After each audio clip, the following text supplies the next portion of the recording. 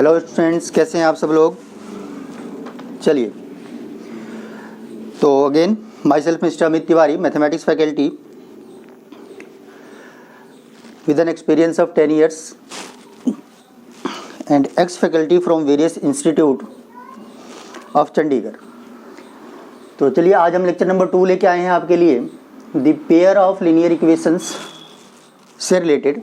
ठीक है, और ये कंसेप्ट हमने फर्स्ट लेक्चर में किया था, इससे रिलेटेड कंसेप्ट। और श्योर शॉर्ट क्वेश्चंस में हम कर रहे हैं, तो बिल्कुल एक क्वेश्चन, ठीक है, पक्का ही है, बिल्कुल 100% गारंटी है, बिल्कुल पक्का ही है। ठीक है, A1/A2, B1/B2 और C1/C2 के जो रेशियो से रिलेटेड रिजल्ट्स कल हम पहले लेक्चर में लिखे थे हमने। ठीक है, इससे पहले वाले लेक्चर्स में डिस्कस किया है, जिसने नहीं अटेंड किया होगा आप वहाँ से चेक कर सकते हैं। ठीक है, तो उन्हीं के बेसिस पे आज हम कुछ क्वेश्चंस करेंगे, और इस तरह के क्वेश्चंस बिल्कुल ही श्योर शॉर्ट हैं। ठीक है, बिल्कुल ही श्योर शॉर्ट है क्वेश्चंस, और आपको डिस्क्रिप्शन में इससे रिलेटेड, ठीक है, असाइनमेंट में मिल जाएगा जो हम आज डिस्कस करेंगे क्वेश्चंस उससे रिलेटेड। चलिए, तो आज का क्वेश्चन देखिए। फर्स्ट क्वेश्चन है the pair of linear equations. आपको दो पेयर ऑफ लीनियर इक्वेशंस दिए हुए हैं। ठीक है, और ये बताना है कि क्या होगा। 4 ऑप्शंस थे। ठीक है, ये 2020 का ही क्वेश्चन है। ठीक है, ये CBSE 2020 का क्वेश्चन है। ठीक है, तो इसके साथ में 4 ऑप्शंस दिए हुए थे। ठीक है, तो कैसे चेक करते हैं, पहले हमें A1, ठीक है, A1 A2 लिखने आना चाहिए। ठीक है, तो यहाँ पे बताइए जरा A1 क्या है, बताइए आप लोग।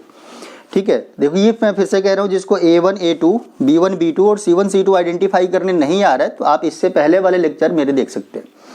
ठीक है, तो A1 फर्स्ट इक्वेशन के साथ में x के साथ में जो भी है ना, वो A1 होता है 3/2। A2 क्या होता है, A2 है सेकंड इक्वेशन में x के साथ में, सेकंड इक्वेशन में x के साथ में क्या है 9। ठीक है, तो ये आगे 9। सिमिलरली आप लिख दीजिए B1 क्या है y के साथ में। ठीक है, बार बार मैं कह रहा हूँ y का कोफिशिएंट कितना है यहाँ पे 5/3। और B2 सेकंड इक्वेशन में y का कोफिशिएंट कितना है यहाँ पे 10। ठीक है, नेक्स्ट लिखना है आपने C1। ठीक है, C1 कांस्टेंट टर्म। अच्छा, इसको स्टैंडर्ड फॉर्म में लेके आएंगे। स्टैंडर्ड फॉर्म में कैसे लेके आएंगे, 3x/2 प्लस 5/3y। 7 को अगर इस साइड लेके आएंगे तो -7 = 0। ये स्टैंडर्ड फॉर्म है इस इक्वेशन का। ठीक है, और इसका स्टैंडर्ड फॉर्म क्या बनेगा, 9x प्लस 10y। 14 प्लस का इस साइड में आके माइनस का हो जाएगा, तो -14 = 0। तो अब C1 कंपेयर करके बताइए इसको जरा। ठीक है, चलिए, अगर कोई भूल गया होगा तो मैं कंपैरिजन बता देता हूँ कैसे करते हैं। A1x plus B1y plus C1 = 0। A2x plus B2y plus C2 = 0। तो कंपेयर कर लीजिए। देखिए, A1 हमने लिख लिया है, B1 लिख लिया है हमने, C1 क्या आ गया -7। C2 की जगह पे क्या है -14। इसके बाद तो आप सारे बता सकते हैं।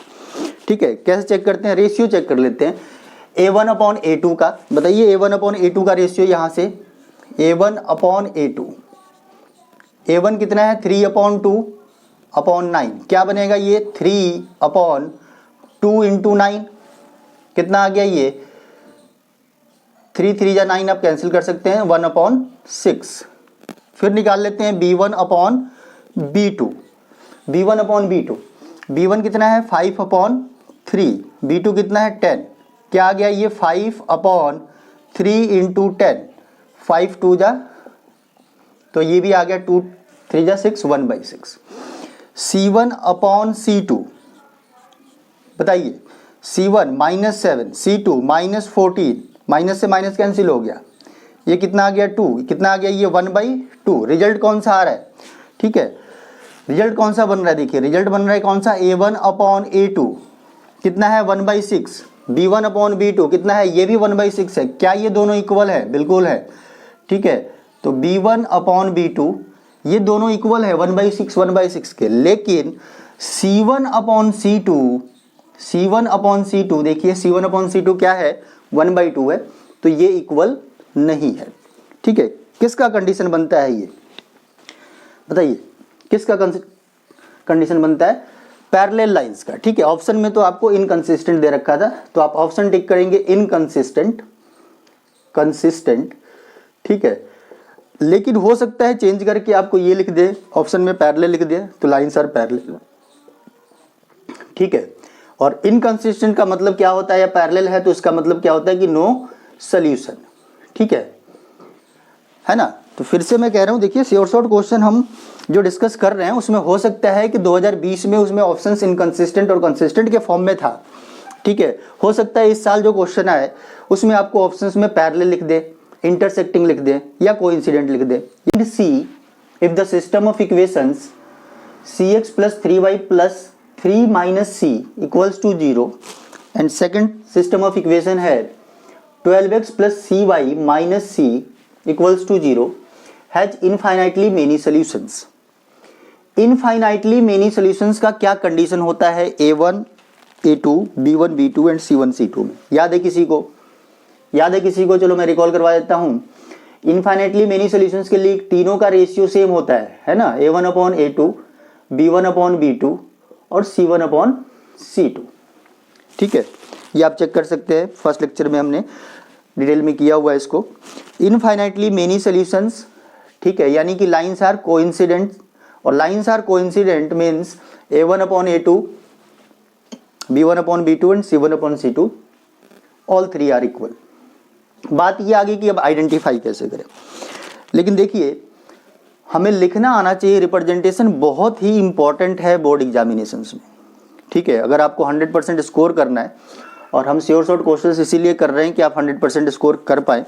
इस बार सिलेबस भी काफ़ी कुछ कट हुआ है इस वजह से, ठीक है। तो आपको लिखने भी आना चाहिए, यानी कि रिप्रेजेंटेशन का तरीका भी आपको पता होना चाहिए। तो फर्स्ट ऑफ ऑल क्या लिखेंगे, we know that for infinitely many solutions, infinitely many solutions, infinitely many solutions, क्या पता है हमें a1 upon a2 equals to b1 upon b2 equals to c1 upon c2, ठीक है। ये इक्वल होना चाहिए इनका रेशियो।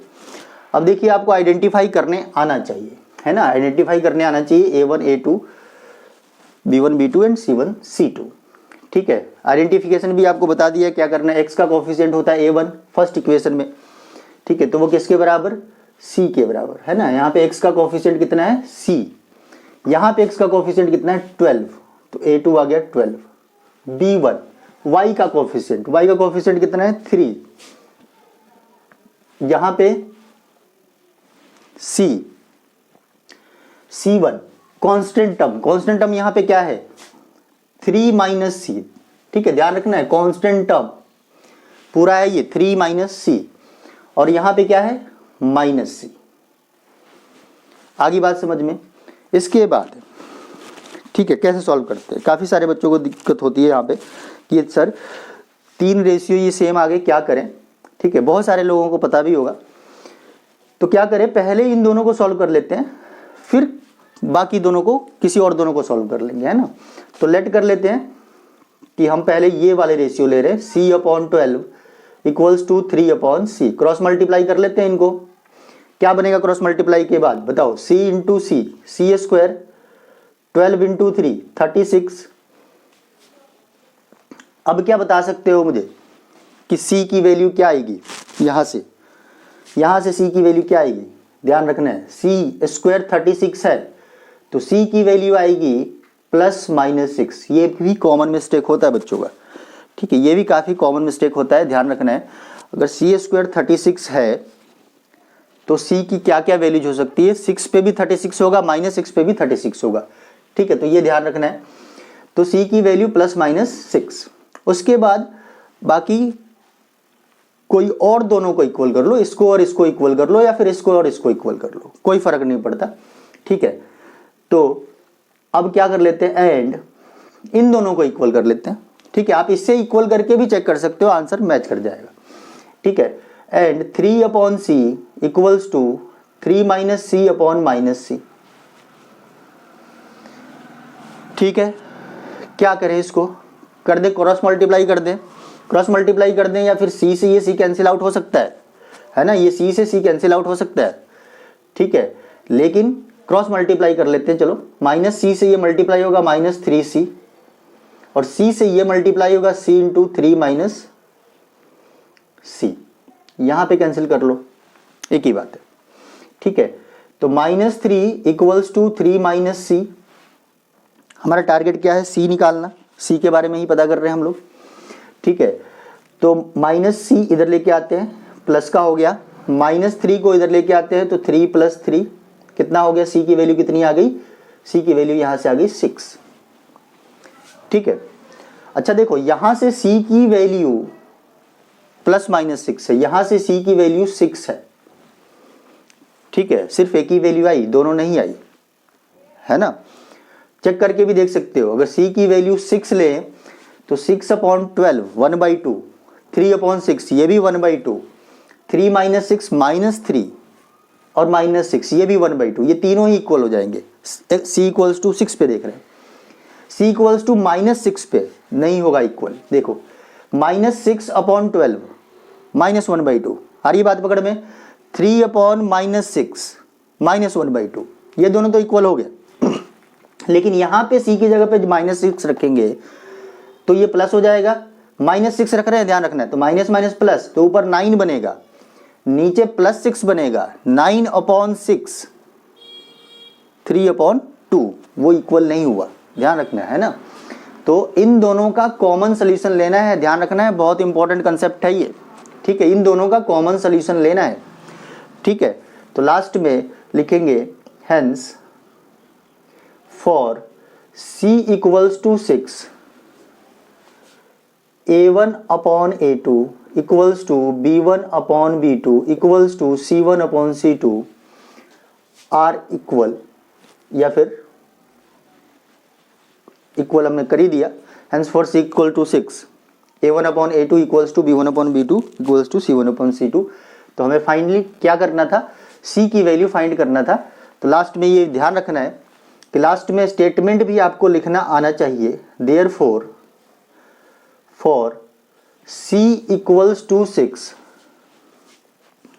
द इक्वेशंस, ठीक है, the equations has infinitely many solutions, ठीक है। लास्ट में ये कंक्लूड करना भी जरूरी है आपको, आंसर ये ध्यान रखना है, ठीक है। इसके भी मार्क्स होते हैं, ठीक है। तो ये प्रॉपर वे में आप प्रेजेंटेशन कीजिएगा, ध्यान रखना है, जल्दी जल्दी नहीं करना है हमें, जल्दीबाजी में कुछ भी, क्योंकि बोर्ड एग्जामिनेशन में देखिए ना ही आपको शॉर्टकट काम आएगा, ठीक है। वो आपके शुरू के कुछ क्वेश्चंस जो आते हैं मल्टीपल चॉइस, उसमें काम आ सकता है, लेकिन वो लॉन्ग आंसर टाइप क्वेश्चंस में, ठीक है, बिल्कुल काम नहीं आएगा, या शॉर्ट आंसर टाइप क्वेश्चंस में बिल्कुल ही काम नहीं आएगा। आपको प्रॉपर वे में रिप्रेजेंट करना पड़ेगा। तो अभी आपको बोर्ड एग्जामिनेशन की तैयारी के लिए शॉर्टकट टेक्निक्स पे बिल्कुल फोकस नहीं करना है और ना ही उसके पीछे भागना है, ठीक है। लिखने का तरीका देखिए, मैंने काफ़ी सारे बच्चे देखे हैं अपने एक्सपीरियंस में कि वो स्टार्ट ही यहीं से करते हैं, है ना, स्टार्ट ही यहीं से करते हैं c = 6 तक, फिर यहाँ आंसर लिख के छोड़ देते हैं। ये गलत तरीका है रिप्रेजेंट करने का, ठीक है। आपको प्रॉपर वे में, ठीक है, क्या कंसेप्ट लगेगा वो भी लिखना पड़ेगा और फाइनली आंसर भी कंक्लूड करना पड़ेगा आपको, ठीक है।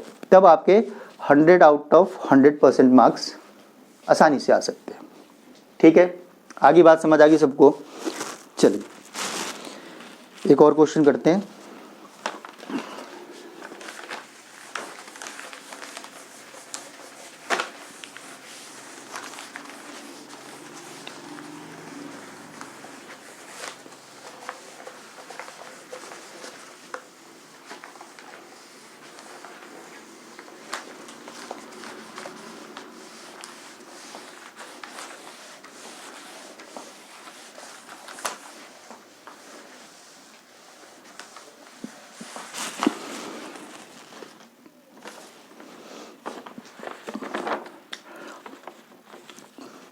लास्ट क्वेश्चन भी 2019 का क्वेश्चन था।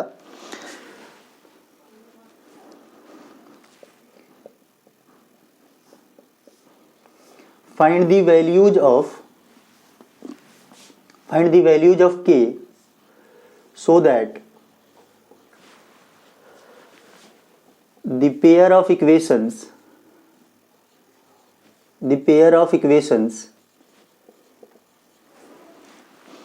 इक्वेशंस आपको गिवन है x plus 2y equals to 5 and 3x plus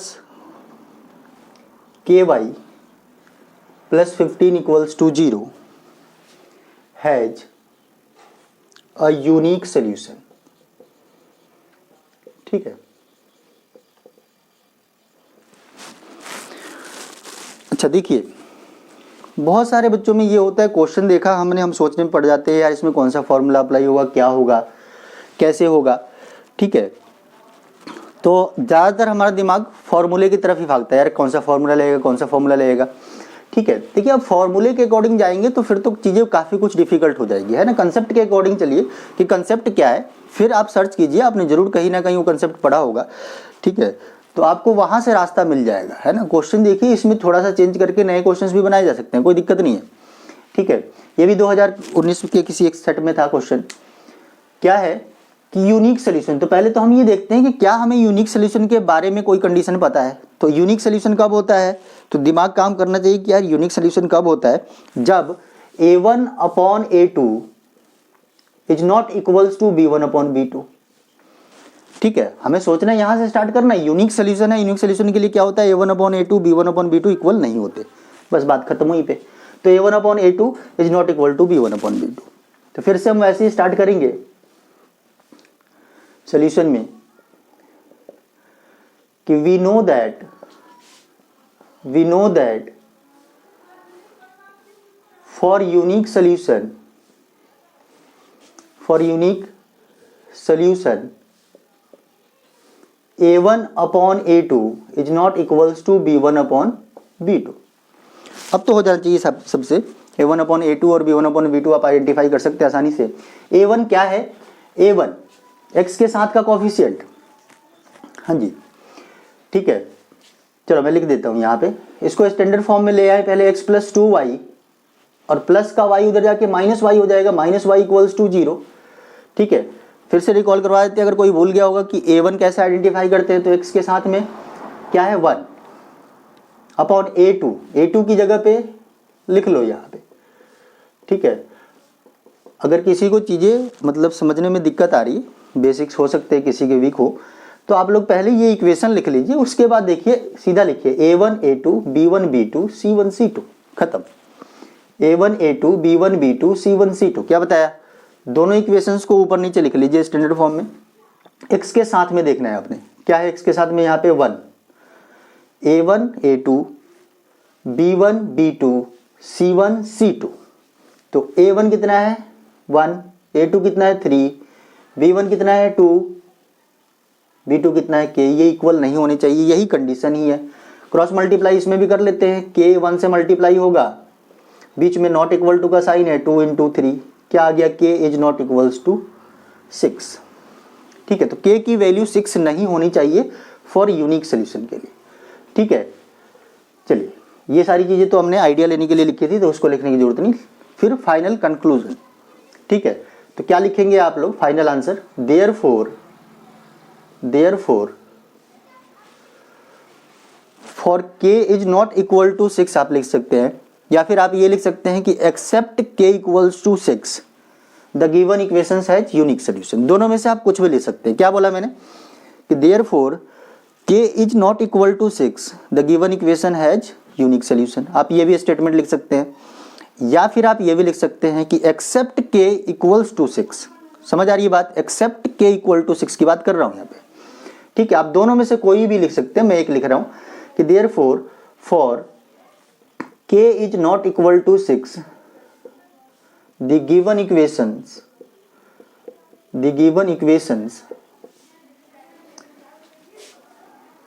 has unique solution. आगे बात समझ में आ गई सबको ये। ठीक है, तो देखिए हमारा सारा ये क्वेश्चन कल के लेक्चर में भी जो और आज के भी लेक्चर में हमने किया, a1 upon a2 b1 upon b2 c1 upon c2, बहुत सिंपल है आइडेंटिफाई करना उसको, और उसके ही इर्द गिर्द घूम रहा है ना, उसी से रिलेटेड इनफाइनेटली मेनी सॉल्यूशंस है। तो हम देख रहे हैं कि क्या कंडीशन होता है, अप्लाई करके सॉल्व कर रहे हैं। यहाँ पे हमने यूनिक सोल्यूशन देखा। अब कोई ये पूछ देता, इसी में क्वेश्चन में हम अगर ये चेंज कर देते हैं कि these lines are parallel then find the value of k। These lines are parallel. Parallel का मतलब a1 upon a2 equals to b1 upon b2 but not equal to c1 upon c2। ठीक है, तो इसके बेसिस पे question एक तो पक्का है, ठीक है, श्योर शॉट है कि 2021 में जो आपका पेपर होना है, ठीक है, तो एक क्वेश्चन तो इससे रिलेटेड होना ही होना है। वन क्वेश्चन श्योर है, 100% श्योर है। ठीक है, 100% श्योर है। ठीक है, आगे बात समझ में, सिंपल सा कंसेप्ट है बिल्कुल। ठीक है, तो ये हमारा लेक्चर नंबर 2 था साइमल्टेनियस लीनियर इक्वेशन से रिलेटेड। ठीक है, तो आप लेक्चर नंबर 1 भी देख सकते हैं, अगर किसी ने नहीं देखा हो उसको, तो आप लेक्चर नंबर 1 देखिए, वहाँ पे हमने बेसिक्स डिस्कस किए हुए हैं, कंसेप्ट डिस्कस किया था वहाँ पे, और आज हमने ये कुछ क्वेश्चंस किए प्रीवियस ईयर के। ठीक है, तो नेक्स्ट लेक्चर में एक और लेक्चर करेंगे इसी टॉपिक से रिलेटेड, क्योंकि एक श्योर शॉर्ट क्वेश्चन तो पक्का है ही है, तो मैं नहीं चाहता कि ये आप लोगों को ना आए। ठीक है, तो एक और हम क्वेश्चंस करेंगे, एक और लेक्चर करेंगे जिसके अंदर हम क्वेश्चंस ही करेंगे, उसमें एनसीईआरटी के भी क्वेश्चंस होंगे। इनमें से कुछ क्वेश्चंस एनसीईआरटी के भी थे जो प्रीवियस ईयर में आए भी हुए थे आपको। ठीक है, 2020 में, 2021 में। ठीक है, समझ आ गई बात? तो आई होप आप सब लोगों को समझ आया होगा। ठीक है, अगर आपको लेक्चर पसंद आ रहा है, ठीक है, तो बिल्कुल इसको लाइक, शेयर एंड सब्सक्राइब कीजिए, कि ये मुझे मोटिवेट करेगा आगे भी, ठीक है, आपके लिए लेक्चर्स बनाने के लिए। और अगर आप के काम की चीज़ नहीं है ये, मतलब अगर आप 10th में नहीं है, 11th में है, 12th में या फिर किसी और में क्लासेस में है, तो आप अपने छोटे ब्रदर सिस्टर होंगे, आसपास पड़ोस के लोग होंगे, ठीक है, तो उनको मोटिवेट कीजिए, ठीक है, कि वो प्लीज़ चैनल को लाइक, शेयर एंड सब्सक्राइब करें। ठीक है, और ये मुझे मोटिवेट करेगा और अच्छा काम करने के लिए। आप देखेंगे डे टू डे हम काफ़ी कुछ इम्प्रूवमेंट भी करेंगे। जैसे आज से आपको डिस्क्रिप्शन में असाइनमेंट्स भी मिलते जाएंगी। आज जो हमने कंसेप्ट किया और इससे पिछले वाले लेक्चर में जो कंसेप्ट किया, ठीक है, उनसे रिलेटेड असाइनमेंट आपको मिलेगी। ठीक है, और उस असाइनमेंट से रिलेटेड आपको कॉन्टैक्ट नंबर दिया जाएगा। कोई भी क्वेरी हो, अगर आप वीडियो सोल्यूशन चाहते हैं तो आपको वीडियो सोल्यूशन प्रोवाइड किया जा सकता है। ठीक है, अगर आप हैंड रिटन सोल्यूशन चाहते हैं, हैंड रिटन सोल्यूशन भी मिल जाएगा आपको। ठीक है, और टाइप्ड सोल्यूशन तो आपको कुछ दिनों के अंदर उसके दे दिए जाएंगे। ठीक है, तो keep sharing and motivating. Okay, thank you. मिलते हैं फिर नेक्स्ट लेक्चर में, लेक्चर नंबर 3 में, जो कि इससे रिलेटेड ही होगा। कुछ और डिफरेंट टाइप के क्वेश्चंस हम अटेम्प्ट करेंगे।